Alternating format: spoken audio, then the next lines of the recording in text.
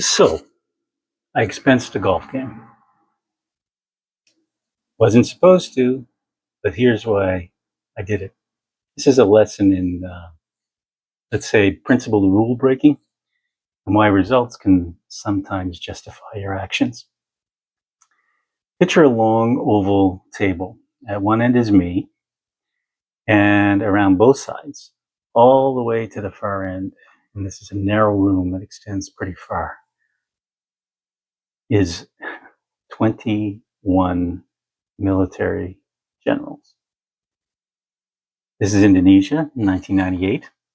The country had just come through one of the most significant political transitions in its history.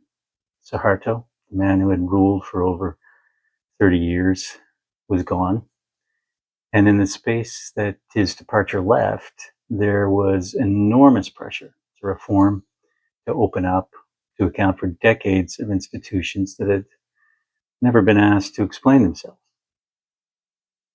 I was part of a small international team.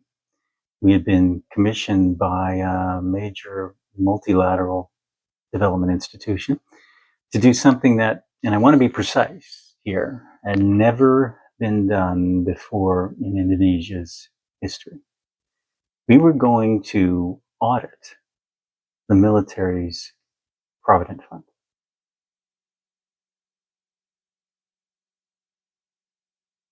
And after 2 months of meetings, I had absolutely nothing to show for it.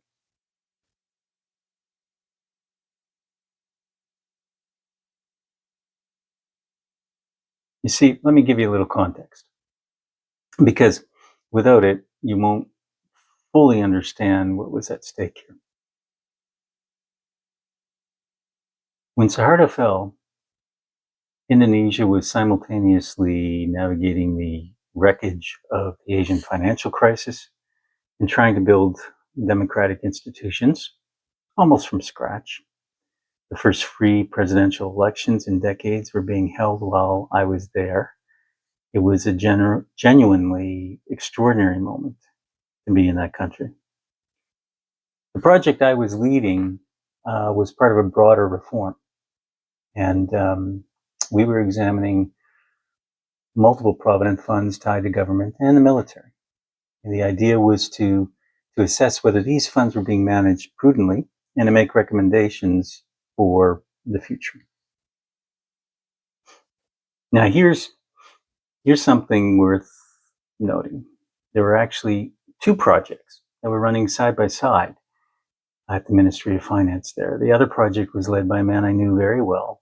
He was a former CEO of a major international benefits consulting firm, someone that I had worked alongside in South Korea and had enormous respect for. Now, he had deliberately chosen not to bid on this project. And the reason was specific. The requirement to audit the military, he considered it too politically sensitive, too fraught with risk. He wasn't wrong to think that. Well, we took it on. Maybe naive, but it meant sitting across from 21 generals and somehow convincing them to hand over information they had never handed over to anyone.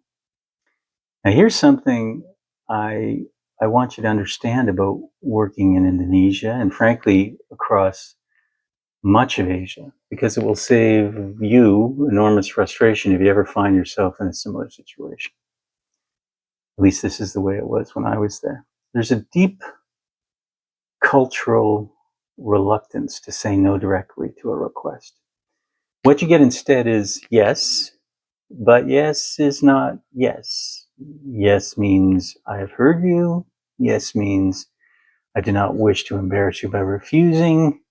Yes sometimes means this simply will not happen, and we will both pretend otherwise until you give up. It's not deceptive in the way Westerners sometimes interpret it.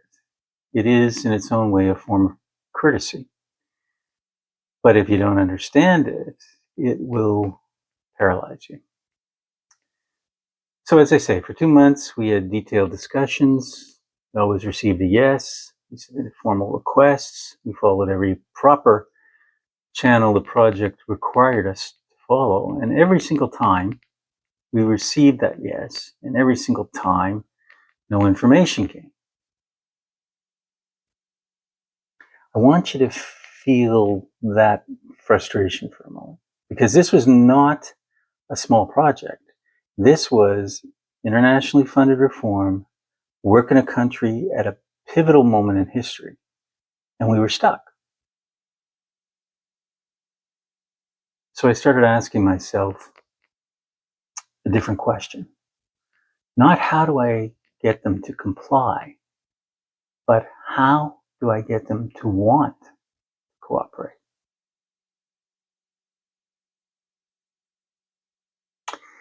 One of the things you learn when you spend time in a place, really spend time, not just pass through, is how people actually live.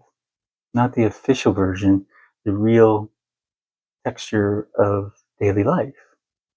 And what I had observed in Indonesia about senior Indonesian government officials, including the military, was this. Almost universally, their benefit packages included membership to one of Jakarta's exclusive golf clubs.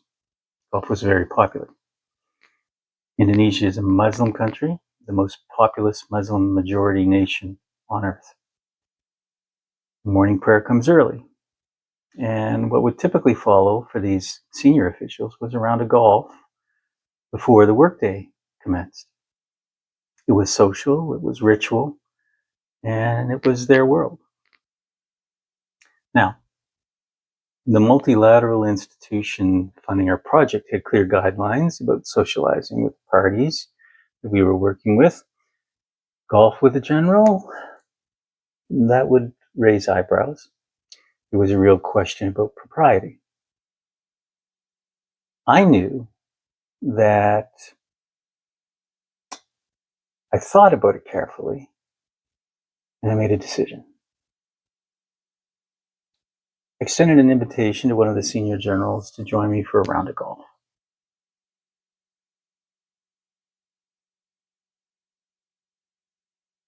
And then, and this is the part that matters, I submitted the expense. If you've ever played golf in Indonesia, I want you to just picture it for a moment. The greens are extraordinary, lush and vivid in a way that's almost surreal.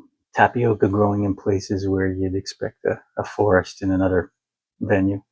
The air is warm and heavy before the heat of the day sets in. I mean, we're talking 6 a.m. in the morning. And then there's the gallery. Yes, I said gallery. At these courses, you play with a caddy, but there's also a built-in audience of local boys who position themselves all along the fairways and in the rough. Their job, unofficial but entirely understood, is to watch where every ball goes. If you hook one into the trees, someone's already running toward it. A lost ball is essentially impossible. Good fun. When you hit a decent shot, they applaud. I'll tell you honestly, kind of makes you feel like you're a considerably better golfer than you actually are. Makes you feel like you're on the pro tour, playing in a tournament. Now, the general and I were well matched. There was no ego battle out there, no one-upmanship. It was just simply two people. A beautiful morning, 18 holes, and for the first time in 2 months, no agenda, no conference room, no formal requests, just conversation and golf. That is not nothing. That is, in fact, everything. On the 18th green, he sank his final putt. He looked up and he smiled at me. He walked to his golf bag, one of those enormous bags you have. You can use them on these courses because you're driving a cart and you have a caddy. It's big enough to store a considerable amount beyond just clubs and balls. He reached in and he pulled out 3 or 4 files handed them to me without ceremony, really without comment. Inside was everything we had been asking for 2 months. Every piece of information we needed to complete our analysis, to make our recommendations, to do the work we had been sent to do.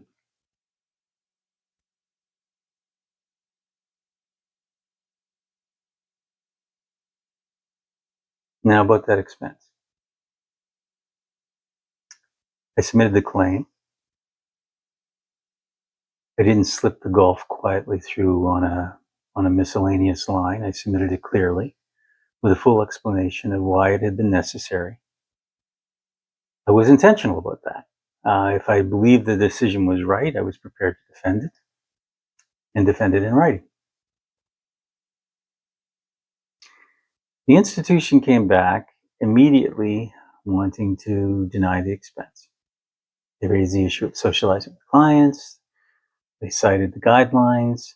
They were, in their own way, doing exactly what institutions do, protecting their process and rules. I pushed back. I said the expense was appropriate. I said it met the needs of the project. I said the results proved it. Because here's what had happened in the days following that round of golf. The General's cooperation opened doors. We eventually were able to hold a 2-day conference to discuss the findings and the path forward.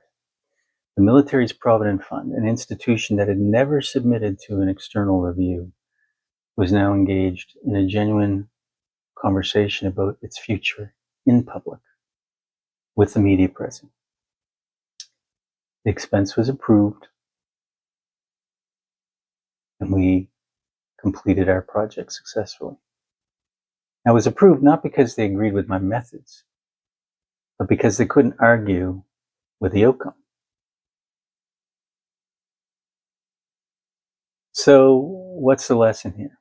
Because I don't think it's actually about golf. First thing, when a relationship is stuck, changing your argument rarely works. But changing the context often does. I didn't find a better way to make my case in a conference room. I left the conference room entirely. The second thing, if you want genuine cooperation from someone, find where they are comfortable, not where you are comfortable, and meet them there. The golf course was his world. When I entered it, I wasn't a foreign consultant with a formal request. I was a guest. That changes everything. And the third thing, and this one I want you to sit with. Results create their own justification. But that only holds if you have the judgment to know which rules are worth breaking and the integrity to stand behind your decision openly when you do. Be transparent and to defend it. I didn't sneak that expense through. I put it on the table because I believed it was right. That's a different thing entirely from simply bending rules for convenience. Remember my colleague? The one who walked away from the bid because he thought auditing the military was too risky? He wasn't wrong. Caution is a reasonable response to genuine risk. But caution has a cost too. Sometimes the most important work is exactly the work that makes you uncomfortable. And sometimes the path through it runs across 18 holes of golf on a beautiful morning in Jakarta. If this story resonated with you, if you've ever been stuck in a room where yes means nothing, I'd love to hear about it in the comments.